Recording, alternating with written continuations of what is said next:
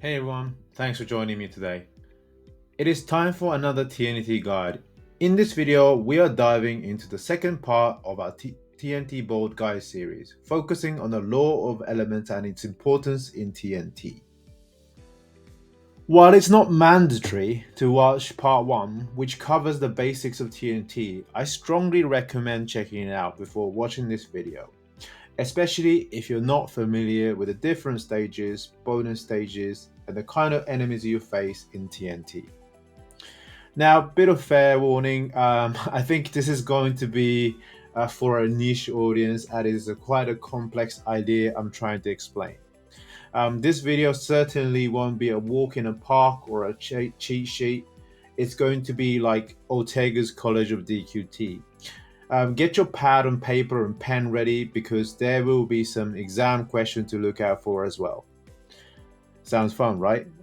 So I've also added a tailored subtitle for this video, which you might find helpful to switch one on to better follow what I'm trying to explain.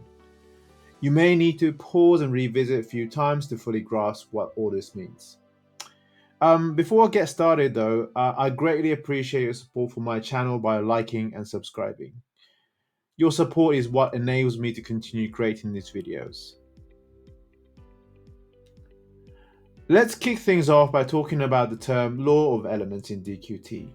Now, this is a term I came up myself, but if you have a better idea, as I'm not really good with naming things, please share your ideas in the comments. The law of element is a concept that's been around in DQT since early days, and my introduction to it came through Japanese YouTubers.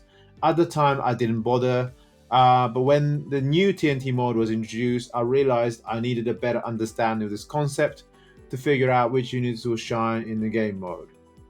And after my digging and researching, I've got much better understanding of it, and now I'm here to break it down for you. So what is law of elements? Well, it's basically a concept that suggests for any given unit in DQT, the unit's attacking element, its resisting elements, and its weakness element follow a specific rule that most units follow or fit into. To illustrate this, we'll refer to the element wheel on the right hand side of the screen. This will become important, representing the 7 elements in DQT. This order mostly aligns with what is in the game order, except for whoosh. Whoosh element, which is located between zap and dam. So this might confuse you a little bit. Now let's say we have a unit with its primary DPS skill as Frizz. Now what the law of elements tells us is, firstly, a unit is likely to have a crack as its one of the weakness element, which is 2-step clockwise to its attacking element on the wheel. A unit also likely to have a whoosh at its resisting element, which is 2 steps anti-clockwise to its attacking element. It is important to know that not all monsters and units follow this rule, but let's say around 60 to 70% of them do. Based on this and the fact we also know that units usually have 2 resisting elements and 2 weakness elements, the law of elements further suggests that a unit's weaknesses are typically adjacent to each other. Let's take the same example, a Frizz-wielding monster, which is likely to have Sizz or Bang as other weaknesses, as they are adjacent elements to Crack, the first weakness we know. This concept may sound more familiar when you check units, and you often find their weaknesses located right next to each other, like Sizz and Crack for Solo, Bang and Zap for Sorrow, Dam and Frizz for Erdrick, and so on. The same principle applies for resistances. So if a unit has a whoosh resistance, it's likely to have either Dam or Zap resistance, as they are adjacent to whoosh.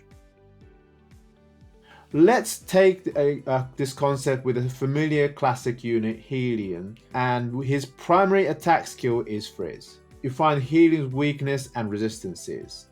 Now, before we proceed further, remember that as I mentioned earlier, in the element wheel, whoosh is positioned between zap and zam. I'm going to edit this resistance order slightly so you can better grasp the information.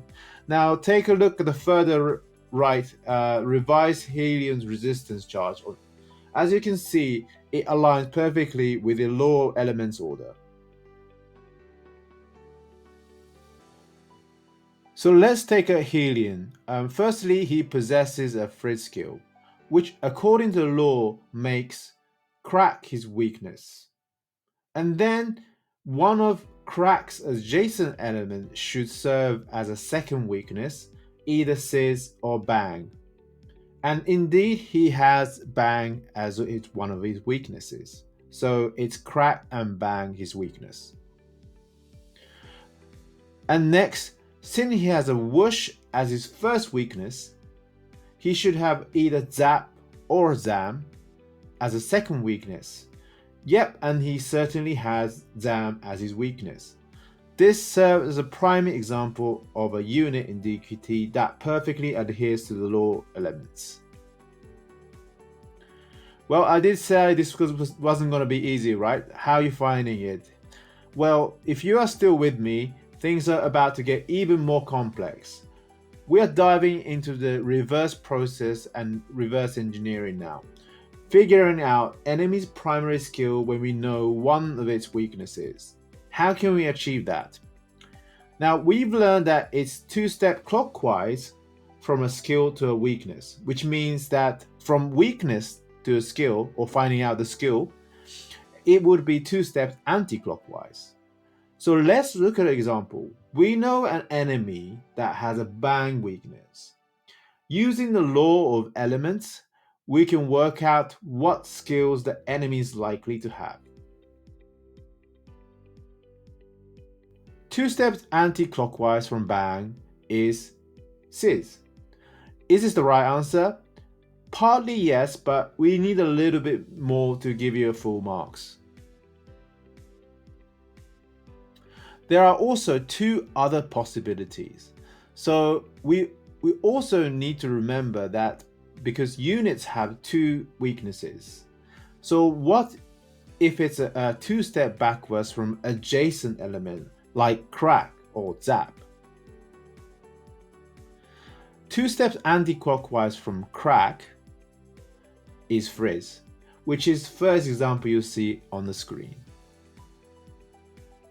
And two-step anti-clockwise from zap is crack, which is the second example.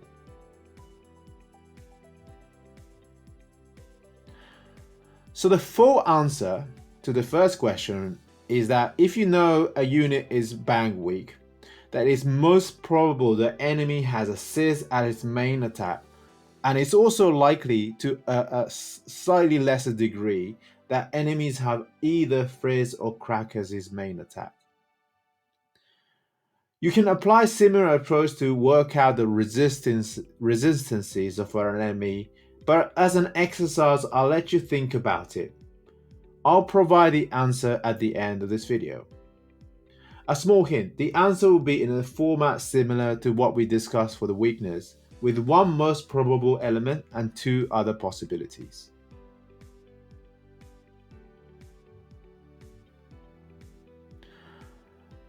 Now, with the law of elements explained and understood, let's talk about why it's important and relevant for TNT. If you watched part 1 of my video, you would know that there are 3 TNT stages, and each one, the only constant we know of a fight is one of the enemy's elemental weaknesses. Additionally, we are aware that all element damages are amplified by 30%, and we don't get to see what enemies we're facing when we enter these battles. So this means that you really want to get target opponent's weaknesses somehow and avoid your own weaknesses to minimize damage. But we don't know what units are going to be there. So this is where the law of elements come into play. In the interest of time, I'm going to provide you the full answer as you see on the screen, with the most favorable element to bring, the most likely resistance you should bring, and also what element attacks you should definitely avoid. As an exercise, feel free to check what I've written down here, connect the dots, and prove it for yourself. But how I was able to deduce these from just knowing the first column, one of the element weaknesses. But let's take an example. For example, let's consider Bravas. Its elemental weakness we know is Bang, and its adjacent to Bang is Crack and Zap. So these are the possible two other elements as a weakness.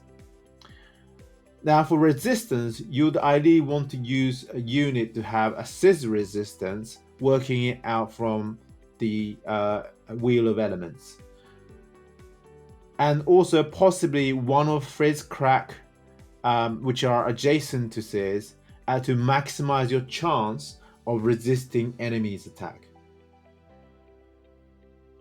In the stage, Zam attacks are likely to be hard resisted, and you may not get much use out of Frizz and Whoosh either, as they are the second least favorable elements and likely to be resisted by enemies. I'll skip the explanation for Woodwind and Poguso, but hopefully this concept now makes clear and what this chart means.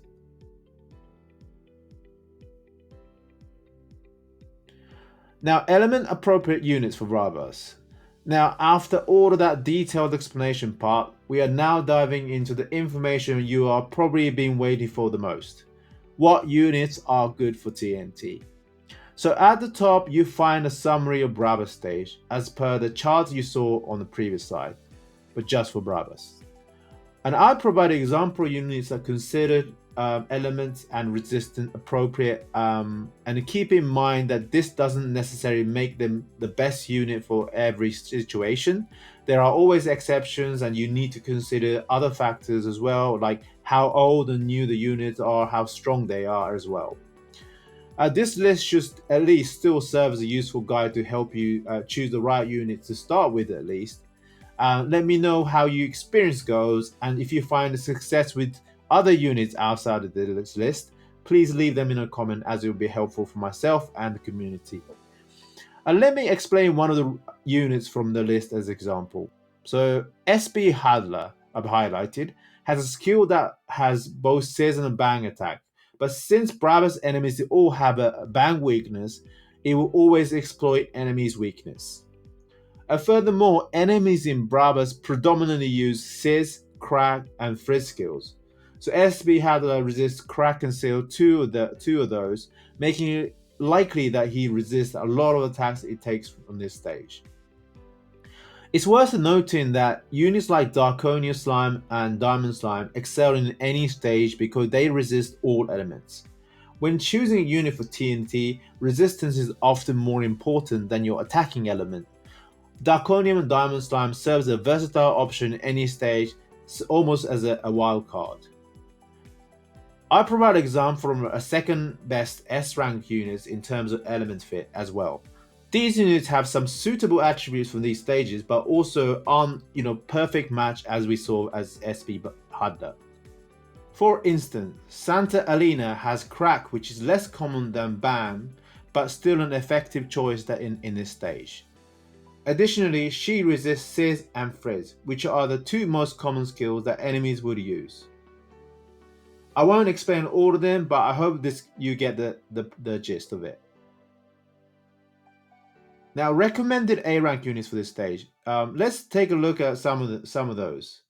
They perform well in one of the easier stages and often suitable also for woods and forests as well in most cases. To pick an example, Sweet Troll. This unit was a farmable a few months ago and comes equipped with AoE Bang attack, making it an excellent choice for this stage.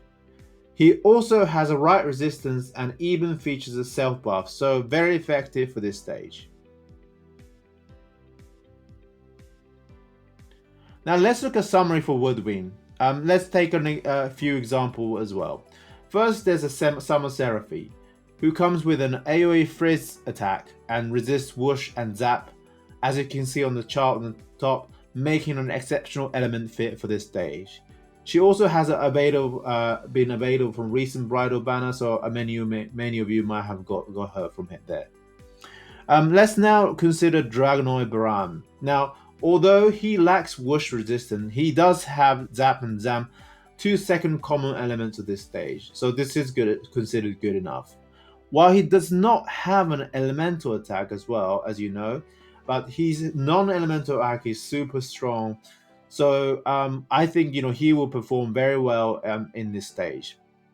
Now, with this as an example, it is not just solely about element and resistance appropriateness. We must look at each unit's overall capacity and capability and consider if they'll be useful on this stage. Which is why I wanted to, extensively explain the law of elements, because you kind of ultimately got to think about it yourself. And now for A rank, for example, I'll take Reb in Robin Hood. He's been powerful AoE frizz attack in many of other contents, but he's also excels here. So is the resistance as well, and he's a fast unit which can be great in early stages.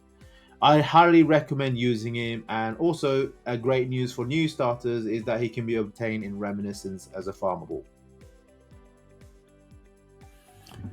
Now finally, let's look at the same format of summary for Pakuso. Let me give you a few examples here as well. We have Duran, hail our Lord Savior DQT. Duran has a Zam attack. His resistance to Zap and Bang are a perfect fit for this stage.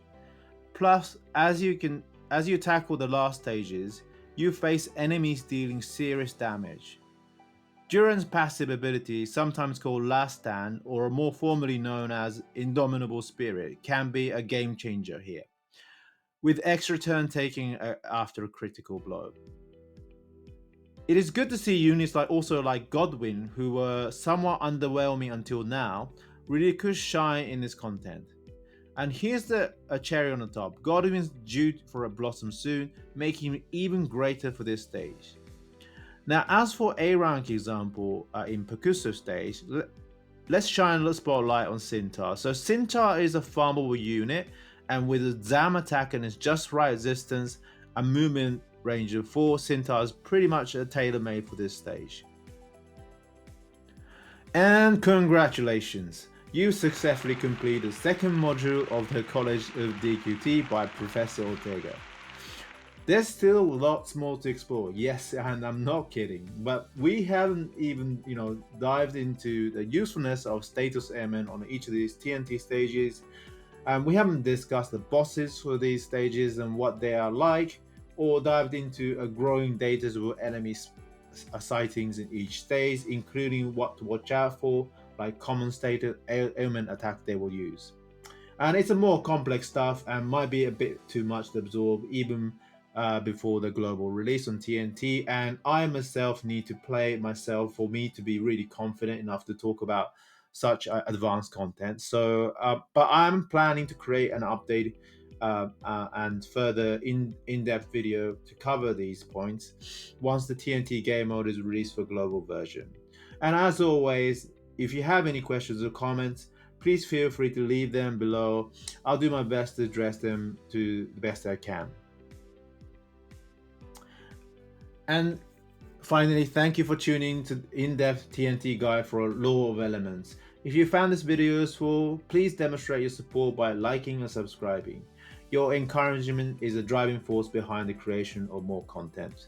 I'll catch you in the next one.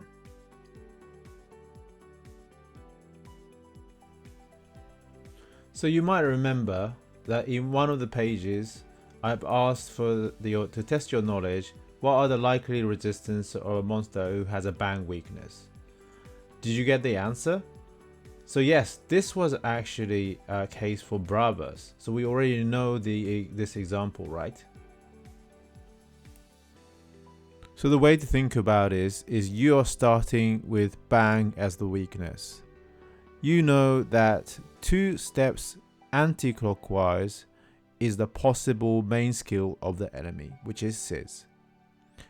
You also know that further 2 anti-clockwise backwards is the most possible enemy resistance. So that gives dam. And you know the rest of the answer, right? It's whatever's adjacent to one weakness, which are the two possible weaknesses. So that gives frizz and whoosh. So that are the answer. Hope you got these right, and see you again.